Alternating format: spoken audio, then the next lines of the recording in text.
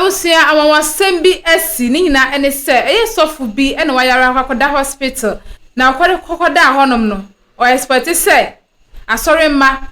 elders ene ni co-pastors ba be hye no hwan o shomanim na wotwe ene achi obi bi mpo ansi hospital honom ma me hye no na wei ene mu yi ni ko fie still o expect say o mu be ba be hye no obi eni honom tese ba kumpo aboframpo ansi fie honom so kwakohwe ne say na pomuden akosisen anase den ena eko na wei ena otufifie honom kokotena ba bi fufura ni akwakosi wo honom no ensem akoko piepie mu e wo honom no eye ensem pii na ye ensem me mepese obeka me ho ne yakọ ne akwakotie ni asi e wo fie mu honom no ne ba ne akachi bia no me de aba bedan mema remfi so be like video no no wa share na afi nso wa subscribe e de ama me yenko share video no embra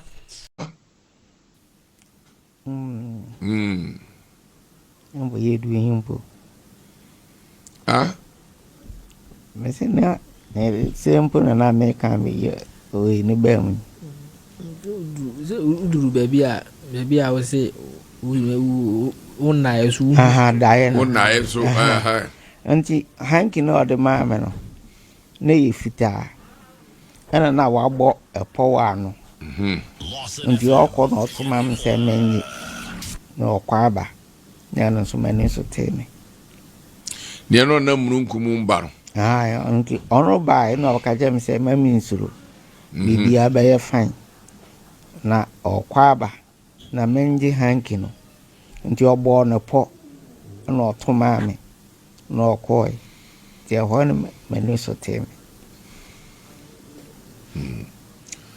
Oben nature say, oh dear, unim say binti. Abem wako ha mususu se how na aba di aba ne de minim ne fale ba nti ena ma me brown so ye na ye tu wana mo because me ama me wo me no me nya leda nti we ba sa no so ono so ha no na ama ye de be down adenti no wasofo ene wasofo nketwa ene waso menyina pawo adenti yampa me be fi wo mbe hwe ama me kura me wo mama me 2 million ana me fra me bre bo mama ne yase wo ma be hwe bi me be fi do wo ba ho be 3 times ba ze wo ba fi so wo ba fi so wanka bibia nkyerem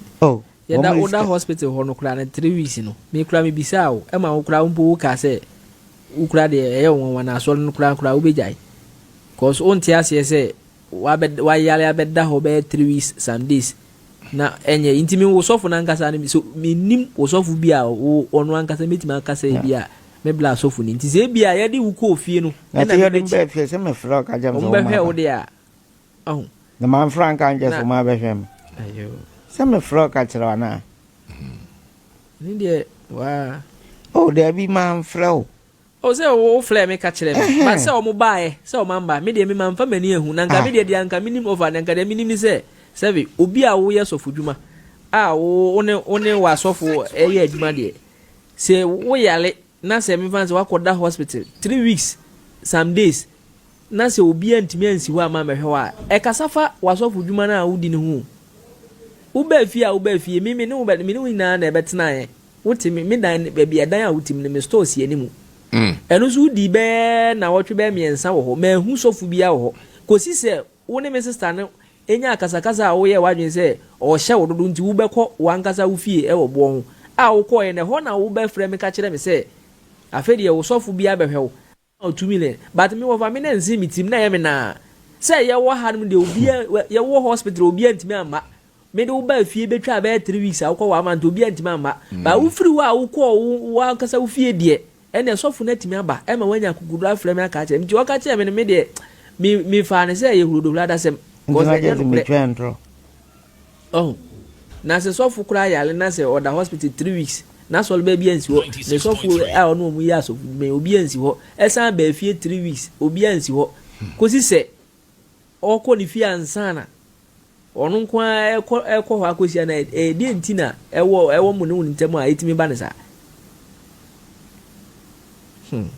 ofa emu oyelem baby aduro no me ade ba ko me hu ni se se nipa how ba no so a yare ba no so a ne suba no oyeyo na ebi ebeka ho ne de A1 yes ena ebi ebi nso ho a ka obenya na ho atoro nti adwendwire no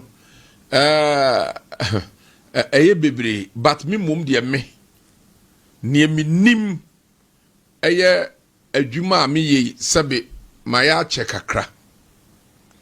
ena empanisi obi a waton dokona na dwo no onsuro bubu ena wiase ho so de onim nyansa emfa nyansa nko obi adwumam ebi a metie me yegimfo pa but madwuma na me ye no minimu akwan o kasa mitimi hu se mi hu se unua be me opani odi bibi a onim esie ni minim no odi bibi sie but odi sia emwa no se opene nkwa ena ade na odi sie ne beka dako ama na firi mu kura so ade ne bepie example ni se o kan tam kese egu amnam kura epiefi ebe pie izi wa mi mum de minim mfanse eno ma kakra bi a mi mfanse eno menkan but se mi bla be ma me ho kwan se mi misa no ye the problem no mi pese ye solve enti na me bisa na sa asem because ya solve abra ebe hawa ono ye mi ye kuapemfo efi a ye film no in fact nyamie ni nukure ni na ho hye one na na ye ne to no no ye konfu panyini no wo oye late konfu panyini enti otena ne nchen saa ma ne nyiniye enti onyiniye na onyiniye ne kura me mani fie me bra we untimi wura ne dem idonyame wura ne dem ade kura da wa untimi mfa obra we ufa awosie begu ma chese ubehu se wa kasa bibia wura umu ubegya ade na to wa besia ko there was a time no wo akuaba bi a osene ni dise ni pati edani kom uyo ba na mbra kasa odi wati ko beka fom fada wache kra ye wana obetu humem sa ne o mani nyina no wa pass through ena ono no be chire no beka chire me se wagya ni nyina no oboba bi dane demu asa aboba ne dane mpaase juma no didie ni de mintimi nka ni nyina but ade bia na onu pese oye bia no otimi de ye ewo ye nkwala abiremu ba bia ye nyini na me kan enti me bla bedi sofo no na ko ade onya sure se shifting cultivation na why ko ba bia odi ade yi free a minimu no na wo se wo ye sofo wi de me ankasa me gina ha de menyi ni se wo ye sofo menyi ni se wo ye sofo me se bibi o ha o bra di sie me ne pre wo na sofo di adwuma no ho se me menyi ntum ebize bibi wo ebize wona na ye de wo to no no bina na wa bene no ene nneoma o kire wo ene nneoma odi wura wo mu wo ankasa me mani hu wo ye kakra ma me hu ye na se na wo gina ka kire me se wo ye sofo a bia na bra wo di bibi na aide akata so ena wo di dwuma nti se no so na wo firi hu ena akofa saa nneoma we nyina aba ana se wo so saa ade na wo nimi ye no se wo di bibi akata so ena wo di ye bibi abra save me nana owo mpapa owo 20 fada bibi wo me papa mu fie ena omo ye o madwen se me nana no ye konfu ba ko me nana oba no ye konfu ba ena we ni nana na ye no ono no kom de nsu ena wo mu nua ba akoso kom ayensu me ma bodo no adi me nana achi sa ono ankasa nim we nwa me nana ni nana na oye konfu ni nwa na one ne ku omo one nana na ewe inti ehọ no ya hyase na nkade e free mu no ye free danger me ofa so ni bibi eja kasa minti me pa chew producer fa ye nua pani ene onua ne pie sima edu na me ofa se ene ne nko kasa yie na momra ene onua ne nko kasa yie sima du achi producer besa de mo aba na momra ebise mahu se bibi wo ho a e wo se ye nua eka eni kwa so man bufu ma hu se ne bo ya afu efise o ya ate ne to bra ene ne nkoka efise be da so ma obaze se wo na mejai asem na ma o mokọ agina ba de na asi ba me bla no kire se onim ade potia waya de sa ohawe ne abenide we aba ne so enti se madawruma ene motifo so obi su wo bibia na se obi wo emmoa bi a obetimi de aboa no ma de ha no afiri ne so a ene nanka ohwehwe na mum de ana me ka abusua ne babi a yefiri mu a yebeduru se ye twen ye ho kakra kutu agina ya ye bai ene na anye me bla ne de de enti anye ne de ne se onu no susu se saa nyoma ne nyina no wafiri ho ene de wahu nyame enti saa nyoma dada ne nyina no wajai ena me so me ka se bia na efiri enti na akoba ne saa enti na ma me so me ka tum se mpenifu ohwe mu a mo nhwe mfimfini ne nko na mo nhwe babia wonanti friye eni babia wodi abeduru a enne wo so ye sofu ya enne yale abebo wi enti na ma me kofa asasem ne be and cry because ebia na akwai se waton kwaku su kura ne dua ebia wo free absumsumu abenyamsumu enso stela no absumsam no ebidi wachi adodade wo mu ana unya no sela aguso e de ye adwuma onti akwai se wo sum nyame no mienu ebia wo forget ebia forget ne da so ho ene niema aka opani ewiase yensanso ngu kura achi e ma ne nyama wo pato so nim kura sofo amini oni so agu achira mna ye mapen tabi adentira enyi enti ya de kakra ye wa ye betum di abo ye pre age wo nkwa eti se wonim bibia eye osi akwan a ebebo a ye betu afiri ho ama wo ho atowa ebre no ani timi ma osima kakra na ne wo zo aka na be ko yanim ya na meka me de nyame sen ka no kwa mini bibia ni di ejuma anansi mini bibia o mempase because anya mana me black and me twe me fi una ate pass atam kra ansana kra baby school ko sin ejuma me ndi achi bi ebu na ebra na wo mu na wo free mu no ukoyi utiri free mu anase uhu Yesu no na atwetwa mu na wo free mu davi ade ama me gi miti free mbra papa wi no na me se ane sana de na emwa ndi papa nua no de maame na me de na de maano na e dia ane sane mini e kan ya bodu aba ene enioma bi ne ebo bi ena de maame ti zatam no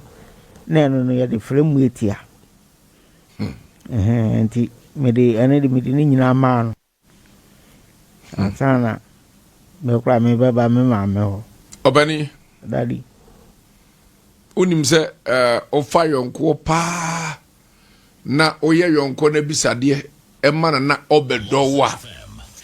sebe opo yonko ne ya akakra sela ne honhom di wachi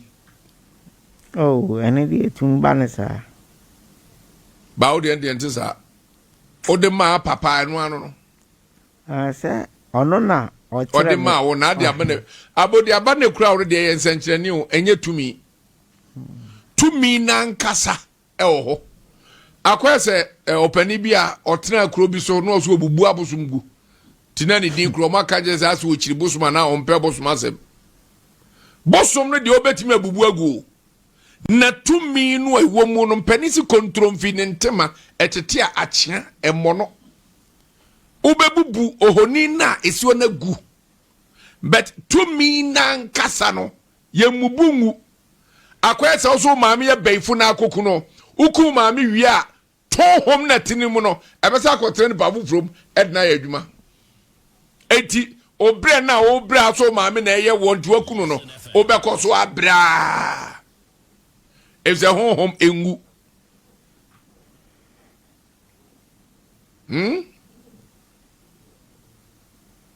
Otemenga. Oh, me tie pa da. Enti na nan komodie na mbisa se otene. Oso dae. Ana otene. Ene a ana dae a oso nyina koye aforeba mo a wo hu mu nyina mo a ye de ombo afode. Ana se ye de omo dwere ye ho. So hu abuburo fita. Yeah. Bow as a bow from a junkuku.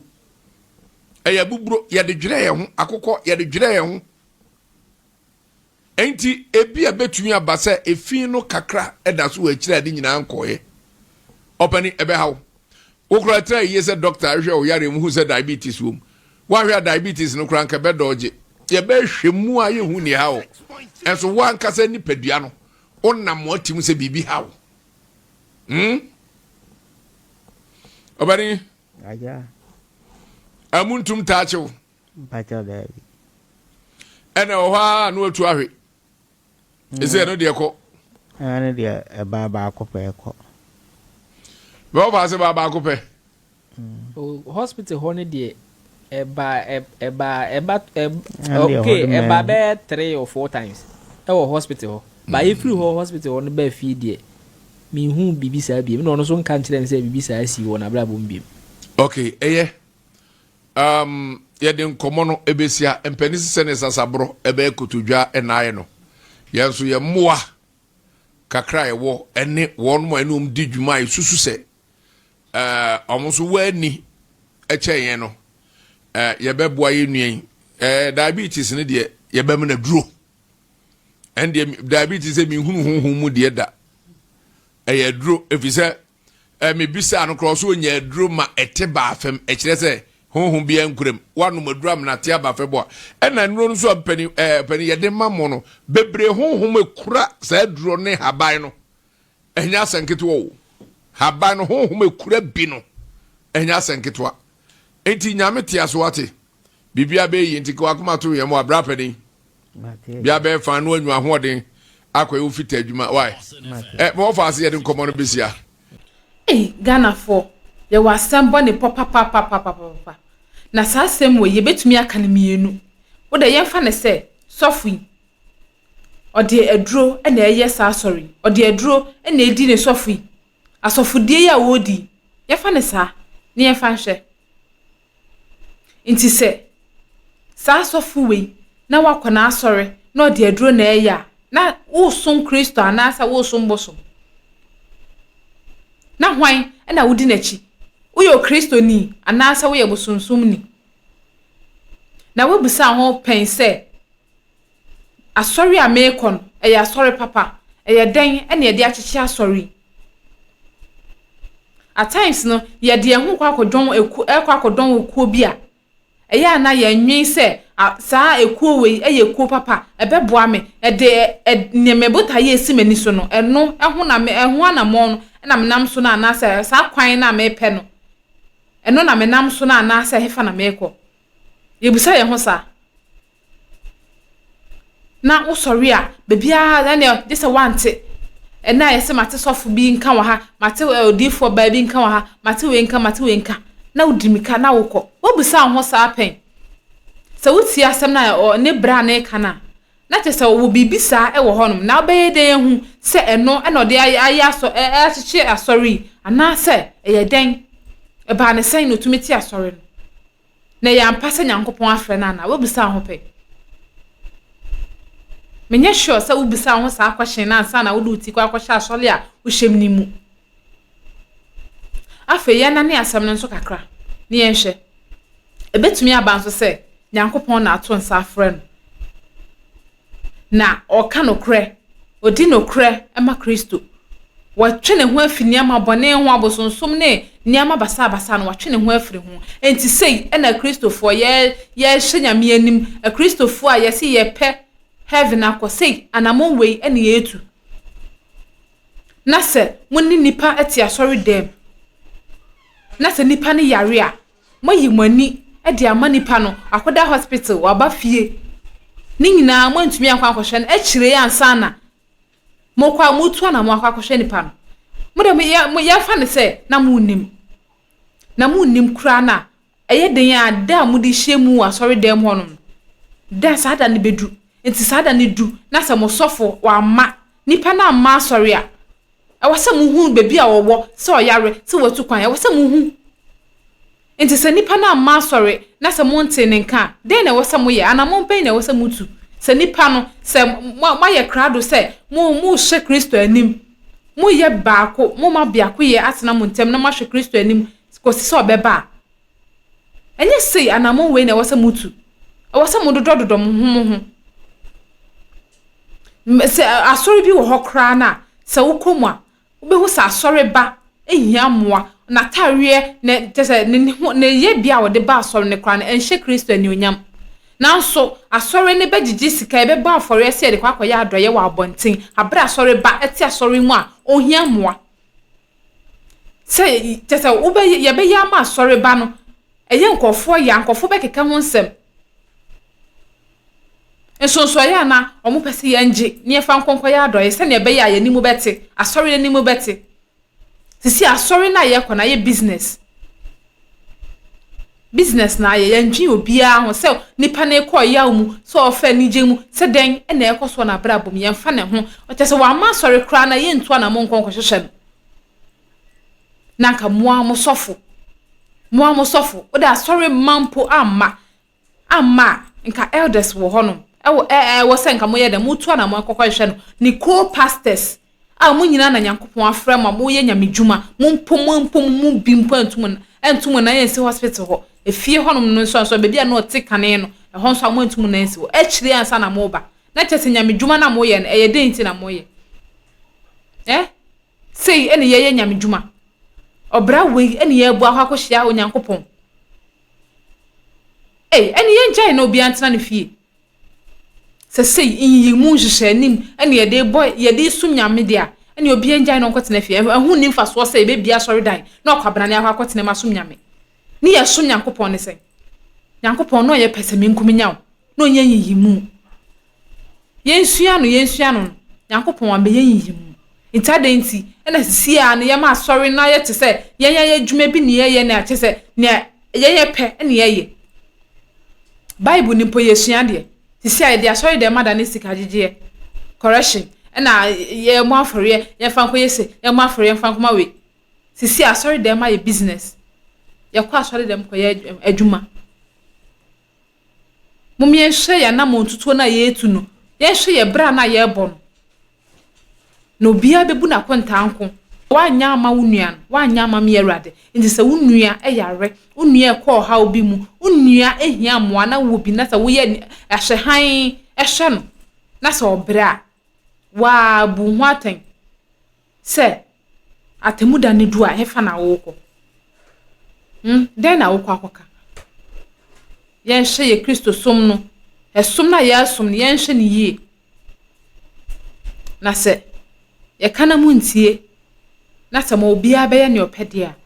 atemuda ne du a obia bebu na konta anko mebu de ma wo sanso na wo so mbu me de emfa ma me nti same ye ma bra bo yie me so me nya me ne yie me ma me nya pesa me nkuminya na me do me nyonko sa me ho a atemuda no edu a me a na yakwa kubu ma konta sa me ye ne yie sa ma nya ne yie eno de me amasema nti mum ye hwe yie ye ntutu ya na mo ne yie na be boa ye ofa wo futu a wa na be boa wo me so me fa me a na be boa sa ma fa na sa won so wa fa na te se ya ye adwuma hu na ba na ye ba asase so ya me bobra papa bia e wa asase so merofo ye nsemre me de besi ase da sene me san so ene modi ahyemu ebiem na me ka wo sa hada so ya me je si Ghana TV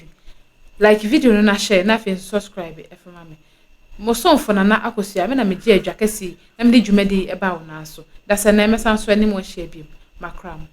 Have you ever tried to buy something online only to get scammed, or have the seller waste your time? Or maybe you're a seller who spends hours preparing an order only for the buyer to cancel last minute? We get it. That's why we created Copland, a simple, secured marketplace designed to protect both buyers and sellers. Copland is here to end their frustrations with a reliable solution. Our team noticed that a lot of people are either being scammed or losing valuable time and resources due to unregulated marketplace practices. So we built Copland to tackle this problem. So Copland uses a secure payment method known as escrow, which keeps payment safe until both the buyers and the sellers are satisfied with the transaction. Here is how it works. When a buyer orders an item, the payment is held securely, meaning the seller doesn't get paid until the item is successfully delivered. The seller is notified and can accept or decline the order. If accepted, they reach out to arrange the delivery. Once the item is delivered, the seller marks it as delivered. So from there, the buyer has 48 hours to confirm they are happy with the product or to request a revision if there is any issue. When the buyer is satisfied, they accept the order and the funds are therefore released to the seller. If no action is taken within 48 hours, the order is automatically marked complete and the seller will be paid. Copland is here to build trust in online buying and selling. With our escrow system, both buyers and sellers can feel secure,